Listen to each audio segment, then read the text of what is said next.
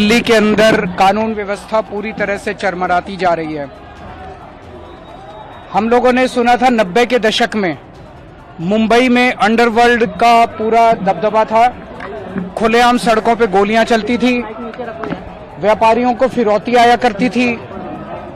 हमने कभी सोचा नहीं था कि दिल्ली एक दिन ये माहौल देखेगी।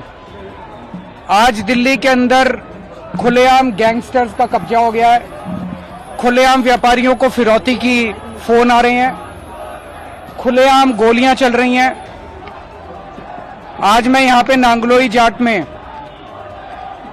यहां के एक व्यापारी हैं रोशन लाल जी, कुछ दिन पहले उनके यहां सुबह उन्होंने 8 बजे शटर खोला और बता रहे हैं कि 9:15 बजे 2 लोगों ने आके उनकी दुकान के ऊपर गोलियां चलाई।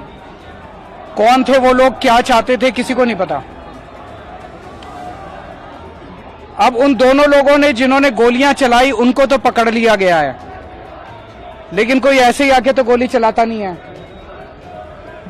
उन्होंने किस मकसद से गोलियां चलाई, उनके पीछे कौन है, उनके मास्टरमाइंड कौन है, उसके बाद कोई कार्रवाई नहीं की गई है। आज मैं इनसे मिलने के लिए आया था, मेरा और कोई मकसद नहीं था।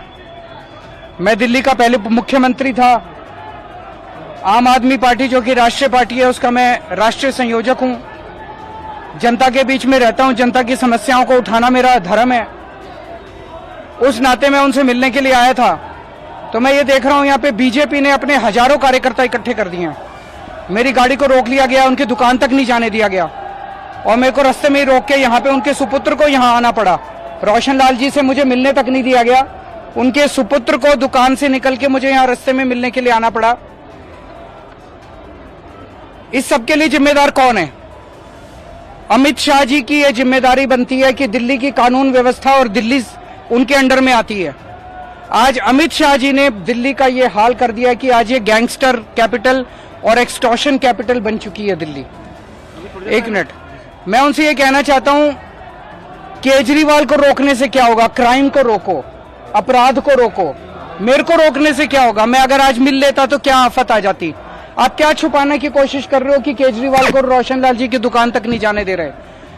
तो मैं चाहता हूं कि कानून व्यवस्था को सुधारा जाए, दिल्ली की कानून व्यवस्था को सुधारा जाए, ताकि आम लोग, महिलाएं, व्यापारी चैन से जिंदगी जी सके। सर, अभी थोड़ी देर पहले सांसद जी ने बोला कि दिल्ली सरकार के अधीन आती है आपकी इतिहास जेट, और ये सारी जो फोन आ रहे हैं वो सारे विरोधी कॉल जो आ रहे हैं वो वहाँ से जो है आपकी उसमें है। किसमें?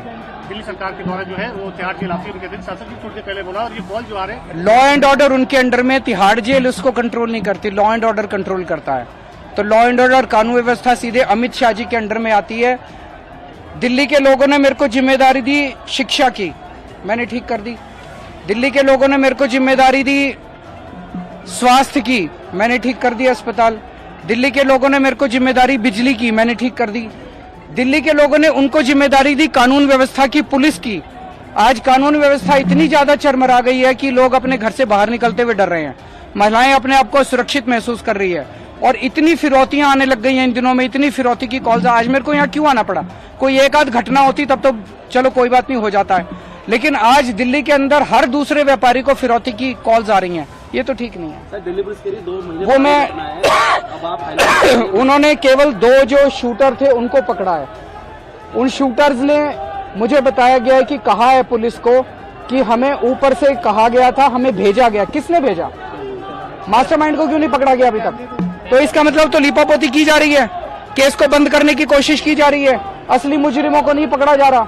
अगर असली मुजरिमों को नहीं पकड़ा जाएगा तो फिर तो ये बढ़ेगी।